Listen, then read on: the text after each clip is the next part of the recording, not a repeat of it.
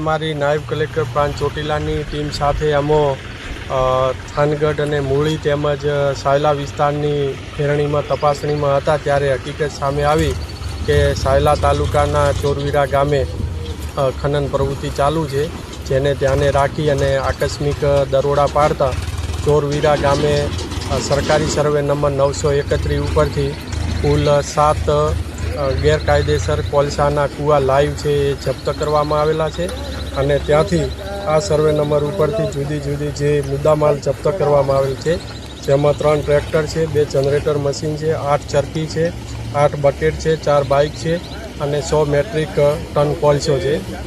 આમ મળીને કુલ 25,10,000નો મુદ્દામાલ જપ્ત કરવામાં આવેલો છે. હાલ આ કોણ ખનન કરાવતું હતું તેના આઈડેન્ટિફિકેશન ચાલુ છે. હાલ આ અમારી હકુમતમાં ન હોય સાયલા મામલાદારને બોલાવી અને સાયલા મામલાદારને આ તમામ જથ્થો છે તેમજ આગળની લેન્ડ ગ્રેબિંગ તેમજ અન્ય જે લીગલ કાયદેસરની કાર્યવાહી છે તે માટે તમામ મુદ્દામાલ છે મામલાદાર સાયલાને સુપરત કરવામાં આવે છે. સાહેબ, મજૂરો કે આમાં? હા, આમાંથી 30 મજૂરો છે એ કૂવામાંથી પણ રેસ્ક્યુ કરવામાં આવેલા છે.